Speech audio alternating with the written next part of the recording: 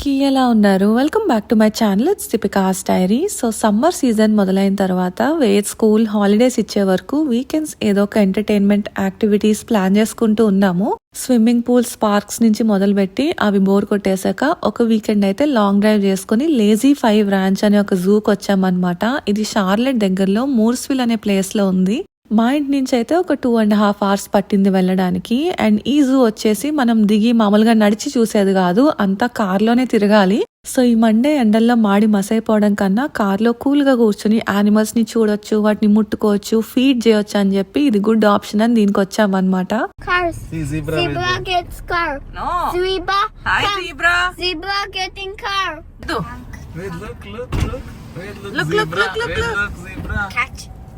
No touch. No touch.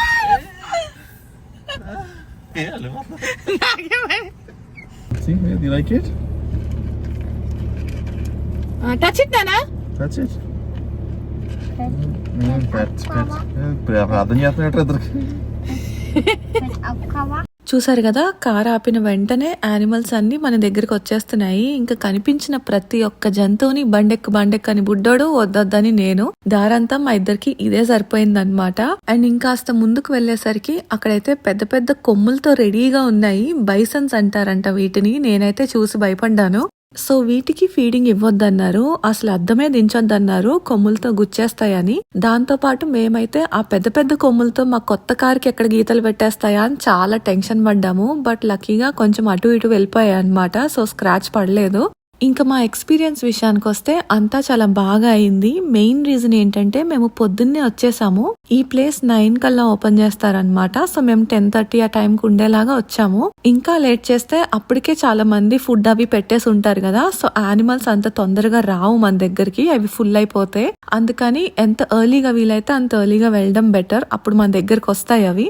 And వాటి food కూడా మేము ఎంట్రన్స్ దగ్గరే తీసుకున్నాము. వన్స్ లోపలికి ఎంటర్ అయిన తర్వాత ఇంకా ఫుడ్ కొనుక్కునే ఆప్షన్ లేదనమాట. సో మనకి ఎన్ని కావాలంటే అన్ని ఎంట్రన్స్ దగ్గరే తీసుకోవాలి. మేమైతే ఒక 3 కంటైనర్స్ పట్టుకెళ్ళాము, ఒక్కొక్కరికి ఒక్కొక్క బాక్స్ వచ్చేలాగా.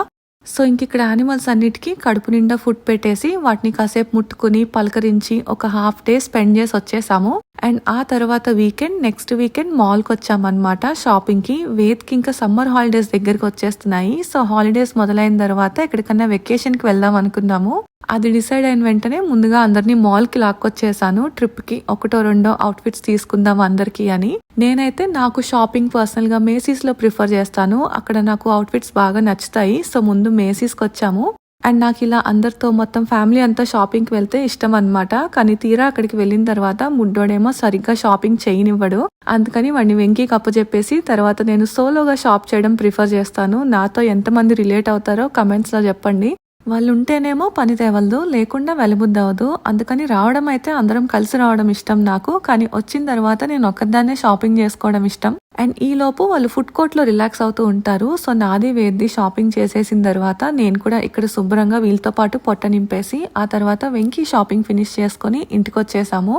అండ్ ఇంకా బుడ్డోడు ఎప్పటి నుంచో ఎదురు చూస్తున్న రోజు కూడా వచ్చేసింది, last day of school. So పొద్దున్నే ముందు వాల్మార్ట్కి వచ్చామన్నమాట. పిల్లలకి, టీచర్స్ అందరికి కొన్ని కప్ కేక్స్ తీసుకుందామని. సో ఇది last day of Kinder garden కూడా. అంటే ఇంక ఈ హాలిడేస్ తర్వాత నుంచి బుడ్డోడు ఫస్ట్ క్లాస్ కి వెళ్ళిపోతాడనమాట, కొత్త క్లాస్ కి వెళ్తాడు. అందుకని ఈ రోజు పిల్లలందరికీ ఒక చిన్న పార్టీ, అవార్డ్ ఫంక్షన్ లాగా పెట్టారు. సో పేరెంట్స్ అందరినీ ఇన్వైట్ చేసి పిల్లలందరికీ ఒక్కొక్క అవార్డ్ లాగా ఇచ్చారనమాట. యానిమల్స్ టీమ్ లో బుడ్డోడికైతే క్యాట్ అవార్డ్ వచ్చింది. వీడు ఎక్కువ క్వశ్చన్స్ అడుగుతూ ఉంటాడు కాబట్టి క్యూరియస్ క్యాట్ అవార్డ్ ఇచ్చారు, అన్ని తెలుసుకోవాలనుకుంటున్నాడని. అండ్ ఇంకొచ్చిన పేరెంట్స్ అందరూ కూడా స్నాక్ ఐటమ్స్ తీసుకొచ్చారు. సో అవార్డ్స్ అయిపోయాక ఇక్కడ పిల్లలందరూ శుభ్రంగా స్నాక్స్ తినేసి చివరిసారిగా టీచర్స్ కి బాయ్ చెప్పేసి ఇంటికి వచ్చేసాము.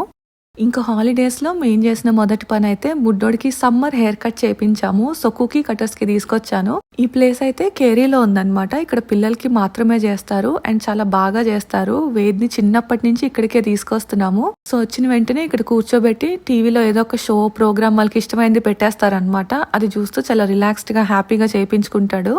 తర్వాత నేను కూడా హెయిర్ కట్ చేయించుకున్నాను. సో నాదైతే సమ్మర్ హెయిర్ కట్ అనేం కాదు, కానీ హెయిర్ ఫాల్ వల్ల కొంచెం జుట్టు కిందంతా పల్చగా అయిపోయింది. అందుకని కాస్త వాల్యూమ్ కనిపిస్తుందని షార్ట్ గా షోల్డర్ లెంత్ కి చేయించుకున్నాను. And this is the end result. So ఇంకా మా ప్రయాణం దగ్గరకు వస్తుందనగా టార్గెట్కి వచ్చేసాను. ఎక్కడికన్నా వెళ్లే ముందు ఒక టార్గెట్ ట్రిప్ అయితే డెఫినెట్ గా ఉంటుంది. నాకు లాస్ట్ మినిట్ వరకు ఏదో ఒకటి అలా గుర్తొస్తూనే ఉంటుంది అనమాట. అండ్ ఈ రోజు అయితే ట్రిప్ కి కావాల్సిన కొన్ని బేసిక్ ఐటమ్స్ తీసుకుందామని వచ్చాను. మెయిన్ గా శానిటైజింగ్ వైప్స్, ట్రావెల్ సైజ్ లో body lotion, lip balms, sanitiser అలాంటివి.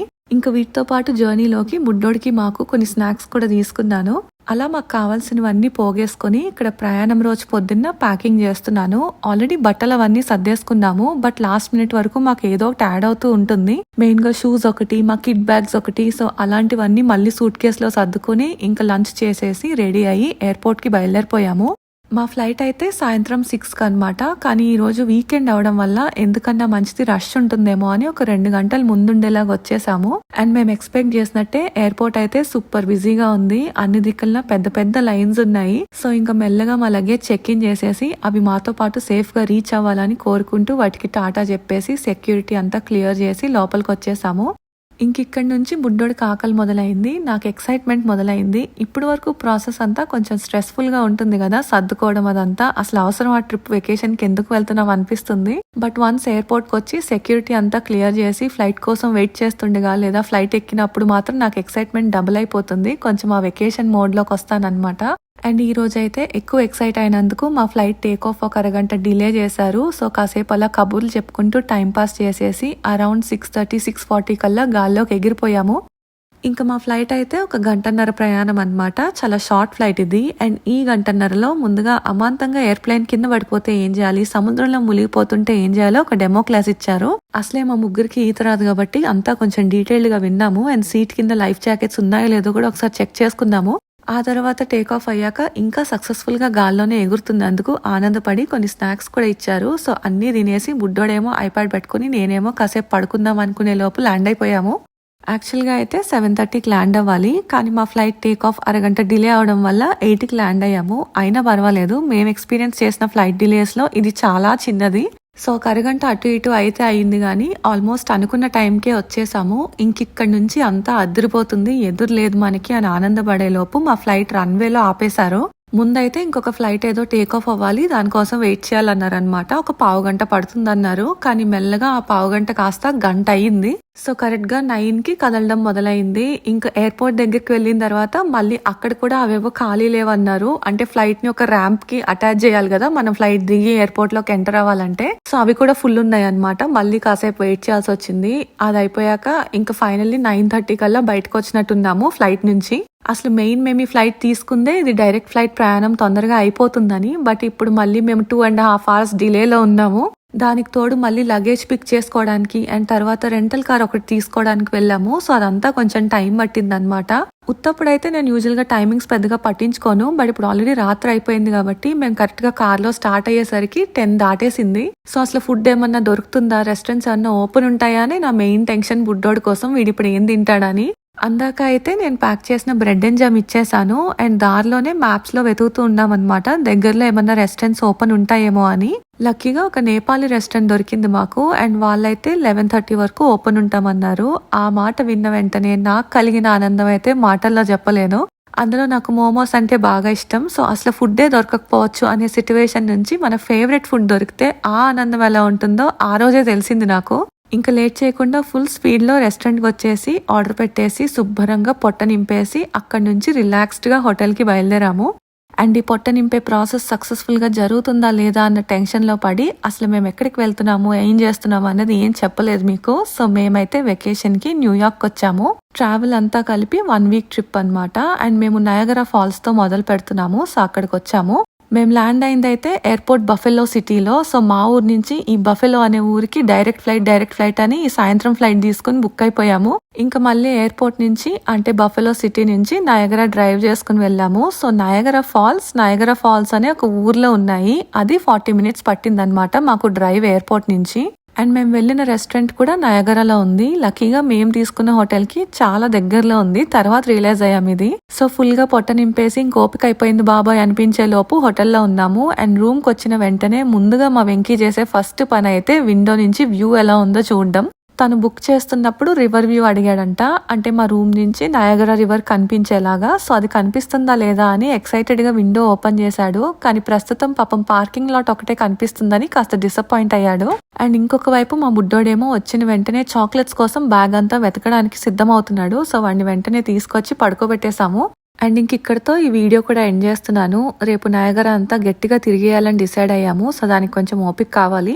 మరి ఈ వీడియో అయితే మీ అందరికీ నచ్చింది అనుకుంటున్నాను. నచ్చితే ఒక లైక్ కొట్టి కింద సబ్స్క్రైబ్ బటన్ నొక్కేయండి. అలాగే నెక్స్ట్ వీడియోస్ మిస్ అవ్వకుండా నోటిఫికేషన్స్ లో ఆల్ ఆప్షన్ సెలెక్ట్ చేసేయండి. Thank you for watching and see you in the next video.